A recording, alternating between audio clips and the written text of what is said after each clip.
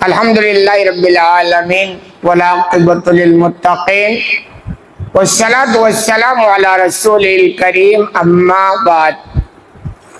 باتیں ہجرت نبوی کے تعلق سے چل رہی تھی، یعنی مکہ سے مدینہ ہجرت کرنا نبی کریم صلی اللہ علیہ وسلم اور صحابہ کرام کے تعلق سے۔ حدیث نمبر 4506 سراقہ بن جوشم کو بیان کرتے ہیں، جا رسول کفار قریش، جانا رسول کفار قریش، کہ قریش کفار قریش کے کچھ لوگ ہمارے پاس آئے۔ سراقہ کا بیان ہے، واقعہ نقل کرتے ہیں، یجعلون برسول اللہ صلی اللہ علیہ وسلم وابی بکر دیتا کل واحد منہما من قتلہ و اسرہ، اور انہوں نے کہا کہ جو شخص رسول صلی اللہ علیہ وسلم اور ابو بکر کو قتل کر کے لے آئے یا گرفتار کر کے لے آئے تو ہر ایک کے بدلے اسے 100 اونٹ انعام میں دیا جائے گا۔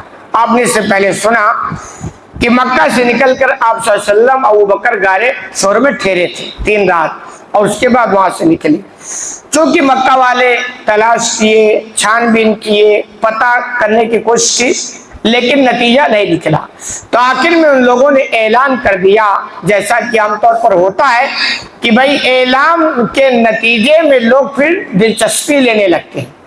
ایسے ہر ایک کو مطلب نہیں ہوتا ہے، لیکن جب انعام کا اعلان ہو جائے تو ہر کوئی دلچسپی لینے لگتا ہے۔ تو سراقہ بیان کرتے ہیں کہ ایک آدمی کچھ لوگ آئے اور انہوں نے ایسا کہا کہ بھئی دونوں کو اگر کوئی پکڑ کے لے آئے یا قتل کر کے لے آئے تو 200 اونٹ، اور ایک کو لائے تو 100 اونٹ، یعنی ایک کے بدلے میں 100 اونٹ کا انعام، تو گویا 200 اونٹ، اور 200 اونٹ کی قیمت اس زمانے میں اور آج بھی کوئی کم تھوڑو ہے، 10 20 100 50 بھی 200 اونٹ کا انعام کا اعلان ہو گیا۔ کہہ رہے فَبَيْنَمَا أَنَا جَالِسٌ فِي مَجْلِسٍ مِّن مَجَالِسِ قَوْمٍ بَنِي مُدْلِجٍ، کہہ رہے میں اپنی قوم بنی مدلج کے ایک مجلس میں بیٹھا ہوا تھا۔ سراقہ اپنا واقعہ کرتے ہیں کہ میں اپنی قوم کے ایک مجلس میں بیٹھا تھا۔ اقبل رجل منہم حتی قال علینا، اور ایک آدمی ہمارے پاس آیا اور متوجہ ہو گیا، وَنَحْنُ جُلُوس، اور ہم ابھی بیٹھے ہوئے تھے۔ فقال، اس نے کہا، یا سراقہ، اے سراقہ، انی قد رأیت آنفا اسودۃ بالساحل، کہ میں نے ساحل کی طرف کچھ سایہ دیکھا ہے، کچھ لوگوں کا سایہ۔ یعنی سراقہ بیان کرتے ہیں کہ بھی ہم مجلس میں بیٹھے تھے اور انعام کا اعلان ہو چکا ہے، اتنے میں ایک آدمی کہتا ہے سراقہ، ساحل کے کنارے میں نے کچھ سایہ دیکھا ہے، یعنی جو سایہ ہوتا ہے نا وہ سایہ دیکھا ہے۔ ارا محمد و صحابہ، اور وہ آدمی کہتا ہے میرا خیال ہے کہ وہ محمد صلی اللہ علیہ وسلم اور ان کے ساتھی ہیں، چونکہ اعلان ہو چکا تھا اور وہ نکل کے گئے تھے تو اس کو محسوس ہوا تھا، اور وہ آ کر کے سراقوں کو بیان کرتا کہ ایسا ایسا مجھے احساس ہے۔ کالا سراقہ بیان کرتے فَعَرَبْتُ أَنَّهُمْ هُمْ، سراقہ کہہ رہے میں یہ ساری باتیں سن رہا ہوں، اور سننے کے بعد میں سمجھ گیا کہ یہ وہی لوگ ہیں، یعنی محمد صلی اللہ علیہ وسلم اور ان کے ساتھی ہیں جو ادھر سے نکل گئے ہیں۔ فَقُلْتُ لَهُ لَيْسَوْا بِهِمْ وَلَكِنَّكَ رَأَيْتُ فُلَانًا وَفُلَانًا انطَلَقُوا بِأَذْنِنَا، تو سراقہ کہہ رہے میں نے اس سے کہا نہیں وہ نہیں ہے، یعنی نبی اور ان کے ساتھی وہ نہیں جن کو تم نے دیکھا ہے، لیکن میں فلاں فلاں آدمی ہے جو میرے سامنے سے گزرے ہیں۔ حالانکہ سراقہ جھوٹ بول رہے ہیں، سراقہ اس لیے جھوٹ بول رہے تھے کیونکہ 200 اونٹ کا انعام ہو چکا تھا۔ اب جو بھی سنتا اس کو یہی فکر تھی کہ یہ کام میں کروں اور انعام میں حاصل کروں، تو سراقوں کو لگا کہ یہ بات میں چھپا دیتا ہوں اور میں خود روانہ ہو جاتا ہوں اور میں ایک کام کروں گا انعام مجھ کو مل جائے گا، اور اگر میں یہ کہہ دیتا ہوں کہ ہاں صحیح کہہ رہے ہو تو پھر تو بہت سارے لوگ پیچھے دوڑ جائیں گے، پھر تو میرے ہاتھ سے یہ اچھا موقع نکل جائے گا۔ تو سراقہ کہہ رہے نہیں وہ نہیں ہے، بلکہ فلاں فلاں آدمی ہے، جھوٹ بول کے کہہ رہے فلاں فلاں آدمی جو ہمارے آنکھوں کے سامنے سے گئے ہیں۔ ثم لبثت فی المجلس ساعۃ، سراقہ کہتے ہیں اس کے بعد بات ختم ہو گئی اور میں اسی مجلس میں تھوڑی دیر بیٹھا رہا، فوراً نہیں اٹھا، کیونکہ ان کو لگا کہ اگر میں فوراً اٹھوں گا تو لوگ سمجھ جائیں گے، یا ہو سکتا میرے پیچھے لگ جائے کہاں جا رہے ہیں. تو میں تھوڑی دیر بیٹھا رہا. ثم قمت فدخلت، پھر میں وہاں سے اٹھا اور اپنے گھر میں آیا. فامرت جاریتی، اور میں نے اپنے لوڈی کو حکم دیا ان تخرج بفرسی وہی من وراء اکمہ، ایسا کرو تم میرے گھوڑے کو لے کر کے فلاں ٹیلے کے پاس لے آؤ. یعنی میں خود لے کے نکلتا تو ہو سکتا وہ لوگ پیچھے لگ جاتے، تو میری ایک لوڈی تھی، اسے میں نے کہا میرا گھوڑا لو اور لے کر کے فلاں ٹیلے کے پاس جاؤ. فتح بسا علیہ، اور وہاں پہنچ کر میرا انتظار کرو. واخذ رمی، سراقہ کہتے میں نے اپنا نیزہ لیا. فخرجت به من ظاہر البیت، اور اس کے بعد نیزہ لے کر میں گھر کے پیچھے سے نکلا. ہوتا نا پیچھے بھی ایک گیٹ بنا کے رکھتے ہیں یا چھوٹا روشن دان، تو کہہ رہے آگے سے میں نکلتا تو لوگ دیکھ لیتے، یہ پیچھے لگ جاتے. تو میں ہوشیاری میں پیچھے سے نکلا. کوئی چھوٹا موٹا دروازہ رہا ہوگا یا اور کوئی نکلنے کا راستہ رہا ہوگا، تو گئے پتلی گلی سے میں نکلا. فَخَطَبْتُ بِالزُّجَّةِ اللَّهِ، تو اپنے میں نیزے کے نوک سے زمین پر لکیریں کھینچتا چلا گیا. وَخَفَضْتُ عَلِيَا، اور اس کا اوپر والا حصہ میں چھپا کے رکھا تھا. کہہ رہے یہ سارا کام وہ اس لیے کر رہے تھے تاکہ کسی کو پتہ نہ چلے کہ سراقہ ایسے نکلے اور ایسی تیاری میں نکلے اور رسول کے پیچھا کرنے کے لیے نکل گئے.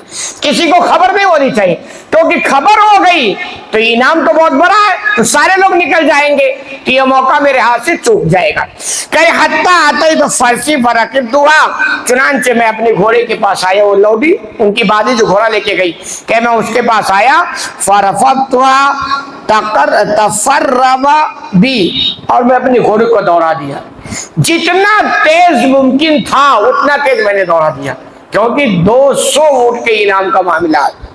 حتیٰ دنوت منہم، کہہ رہے ہیں یہاں تک کہ میں قریب ہی پہنچ، یعنی نبی کے پیچھے دوڑا دیا اور اتنا تیز دوڑایا کہ میں بالکل ان کے قریب پہنچ گیا. یعنی ابو بکر اور نبی صلی اللہ علیہ وسلم جا رہے تھے اور ان کے بالکل قریب پہنچ گیا.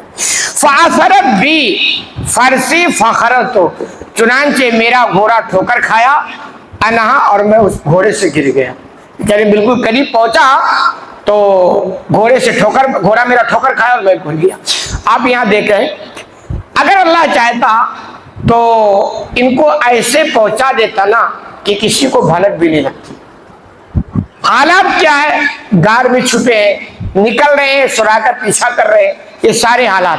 اور اس میں بڑی حکمت یہ ہے کہ اللہ جب بچانا چاہے تو دشمن اگر بالکل قریب بھی ہو جائے تو کچھ بگاڑ نہیں سکتا ہے نا. کہ بھئی اگر اللہ بچانا چاہے تو کوئی کچھ بگاڑ نہیں سکتا. یہ ساری چیزیں اللہ دنیا والوں کو دکھا رہا تھا کہ دیکھو اس ابو بکر اور ان نبی کی حفاظت میں کر رہا تھا، ورنہ غار کے قریب بھی دشمن پہنچے لیکن نہیں پکڑ سکے.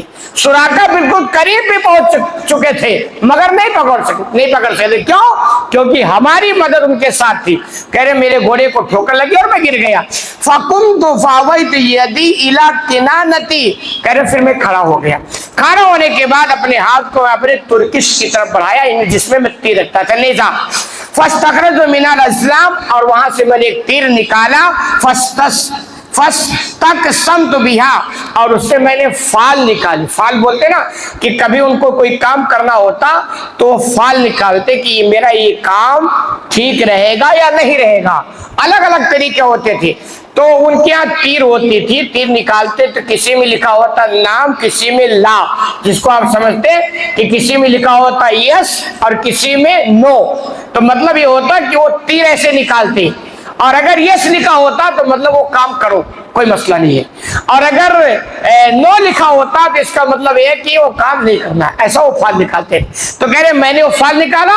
کہہ رہے اضرهم عملا، میں فال اس لیے نکالا کیونکہ میرا گھوڑا ٹھوکر کھا گیا تو میں یہ سمجھا کہ میں ان کو کوئی نقصان پہنچا سکوں گا یا نہیں، یعنی یہ کہ میں اپنے مقصد میں کامیاب ہو پاؤں گا کہ نہیں. کہہ رہے فخرج الذی اکرہا، تو میرے فال میں وہ چیز نکلا جو مجھے پسند نہیں تھی. یعنی فال میں بھی یہ نکلا کہ نہیں تم نقصان نہیں پہنچا سکتے ان کو، جبکہ فال نکالنا صحیح نہیں اسلام میں. لیکن وہ اللہ کی مرضی ہے، جو چاہ رہا تھا اس کے الٹا ہو رہا تھا.